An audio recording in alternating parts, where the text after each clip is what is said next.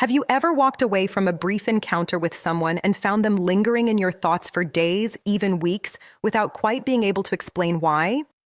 It is one of the more curious experiences a person can have. And there is a real, deeply rooted reason why certain men occupy a woman's mind long after the first meeting, sometimes for months without fading. Here is something worth knowing right from the start. It has almost nothing to do with what you drive, what you wear, or what your bank account looks like. Those are surface qualities. They are the equivalent of decorative wrapping on a gift, eye-catching for a brief second, but incapable of leaving anything that actually lasts. Appearance and status might earn you a glance across a crowded room, but they cannot do what only a genuine emotional impression can do. A small number of men truly understand this. They have figured out that when you leave a woman with a warm, real feeling she can carry with her, you stop being someone she met and start being someone she cannot stop thinking about.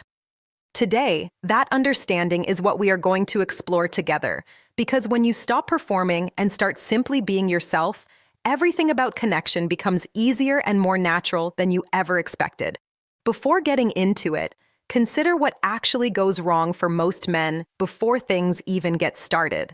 A lot of men approach meeting someone new as though they are preparing for a performance.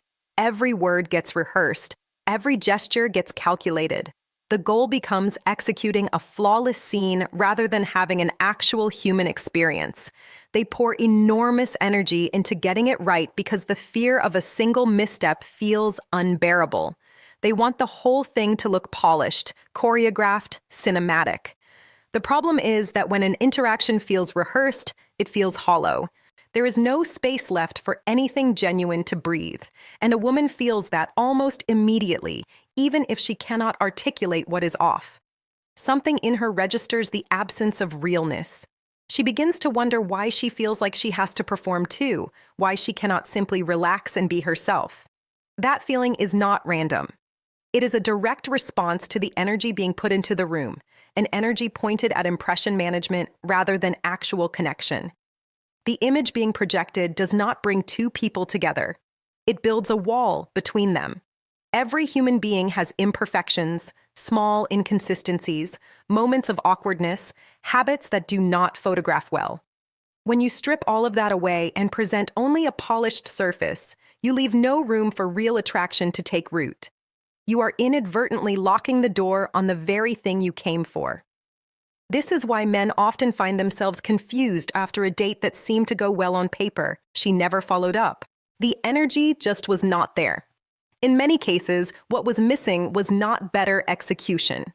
It was the sense that the confidence on display was something practiced in front of a mirror, not something that came from a settled, peaceful place inside.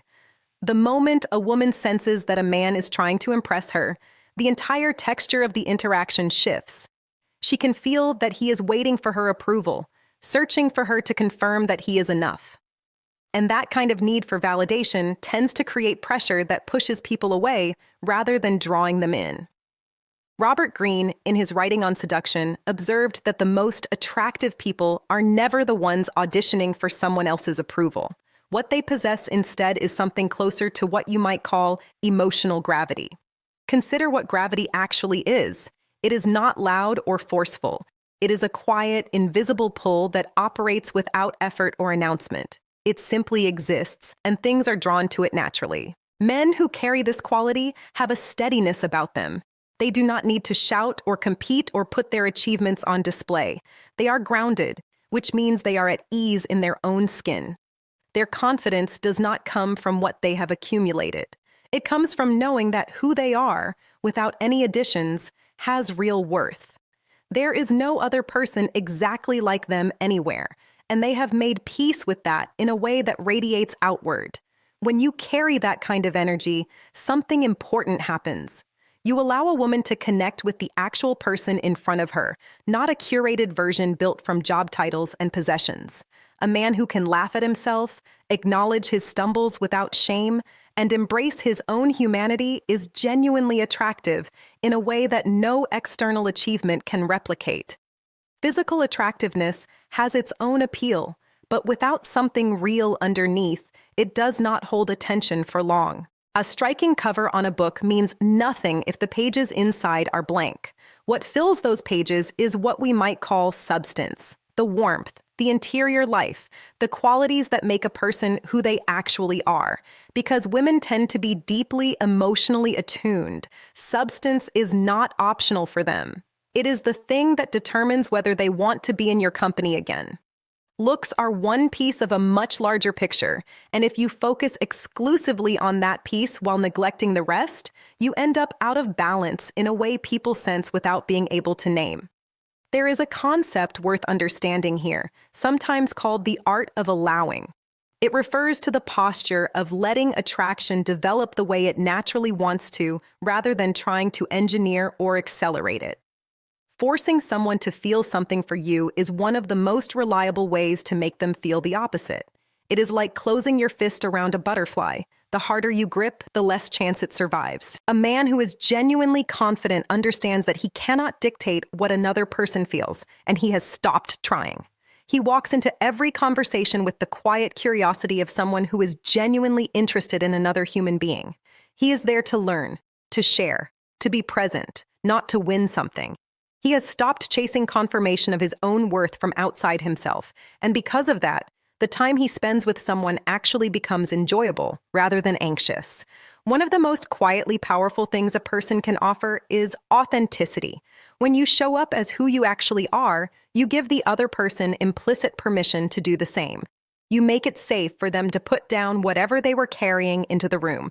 In a world where most people feel quietly inadequate and spend enormous energy concealing it, a man who is comfortable with his own imperfections is genuinely rare. He is a relief. She does not feel the pressure to be flawless around him because she can see that he is not performing flawlessness himself. That ease is deeply attractive. It is the kind of thing a woman remembers. It stays with her not because you said the perfect thing, but because you were the only person that day who made her feel like she could simply exist without judgment. It might feel uncomfortable at first to let your real self be present. That vulnerability takes a kind of courage that does not announce itself. But the connection it creates cannot be replicated by any performance, no matter how well rehearsed. It is raw and it is durable. It is the kind of thing that actually lasts. When you stop playing a role and start just being, you become the person she keeps thinking about, not because you were impressive, but because you were real in a way most people never allow themselves to be. There is something else worth sitting with. When you walk into a room already telling yourself that you need to prove something, you are beginning from a place of deficiency. That quiet story running underneath everything, that you are not quite enough without the evidence to back it up, radiates outward in ways that are hard to hide. Women who tend to be highly emotionally perceptive pick up on this. They can feel the difference between a man who is trying too hard and a man who simply is. When they sense the performance, it does not make them feel drawn in. It makes them feel a kind of low-level exhaustion because they understand, even instinctively, that if he cannot be real right now, he likely never will be. But when that same man walks in knowing that his presence alone is something of value, knowing that he is there to share his time and his attention and his genuine self rather than to beg for anyone's approval, everything shifts. The pressure dissolves. She does not feel called upon to render a verdict. He does not feel like he is on trial. Two people get to simply be human together in the same space, and that simplicity is rarer and more magnetic than almost anything else. This is what being present actually means. Not rehearsing your next sentence while she is still finishing her last one. Not managing her perception of you in real time. Being right there with her, listening to the actual words. Noticing what is alive in her expression, responding from something genuine inside you. That kind of presence makes people feel seen. It makes them feel heard. And people who feel truly seen by someone do not forget that person. They find themselves returning to that conversation in quiet moments, wondering when they might be in the same room again. If you ever find yourself worrying that you are not interesting enough, that you do not have the right stories or the right accomplishments, let that go. You do not need to be the most fascinating person in any room. You need to be genuinely interested in the person in front of you. Curiosity about someone, real curiosity that leads to real questions and real listening, makes you memorable in a way that a highlight reel of achievements never could. People want to feel that their stories matter to someone.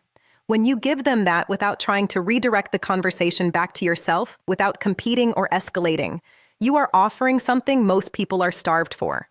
You are showing respect. You are showing that who they are is worth your attention. This does not mean you disappear from the conversation. Share your own stories, your own experiences, your own thoughts. Just share them because they are genuinely part of you, not as evidence in a case you are building for yourself. When you talk about a moment you failed, or a time you were embarrassed, or something you are still figuring out, that honesty reads as strength. It signals that you are secure enough not to need a perfect presentation. It shows that you are still growing, still human, and that you know it without shame. It is also worth understanding how attraction actually develops for most women. It is not usually the immediate visual response that it can be for men. Appearance is a starting point, not a destination.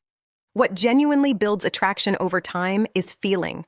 It is the way you listen, the way you respond to what she says, the small things you remember, the way she feels in your company, whether safe, valued, seen. These are the elements that linger. These are the things that make her think about you when you are somewhere else. Which is exactly why a strategy built entirely on looks or status or financial signals is so limited.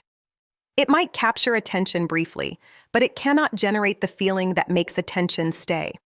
Focus instead on the kind of man you are becoming from the inside. Develop your character, your generosity, your humor, your ability to listen, your willingness to communicate with honesty and care. These qualities do not just make you more attractive in a romantic context. They make you more compelling in every area of your life.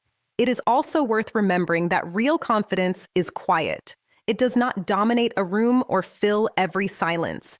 It can sit without fidgeting. It can say, "I do not know," without embarrassment. It can laugh at itself without bracing for the reaction. That kind of confidence comes from self-knowledge, from having done enough internal work to understand what you actually value and what you actually want. When you have that clarity, you stop needing other people to confirm your worth for you because you already know what it is. And perhaps most importantly, build a life that is genuinely full on its own terms. Have things that excite you, that give your days meaning, that exist entirely outside of any romantic pursuit. When you bring that energy into your interactions, you become someone with real things to offer, real stories, real passion, real purpose. You are not looking for someone to fill an empty space. You are already complete, and you are simply open to sharing what you have built with someone who might want to walk alongside it. That is a fundamentally different energy from the man who is quietly desperate, hoping that the right relationship will finally make him feel like enough. When you are already living fully, you can approach everything with an ease and openness that cannot be faked. And that ease, more than anything else, is what makes you unforgettable. If any of this shifted something in how you see yourself or how you show up, share it with someone who might need to hear it. The most powerful move available to you is simply to stop trying to become whoever you think others want and to start getting more comfortable with who you already are. That is where real connection lives, and that is what people remember.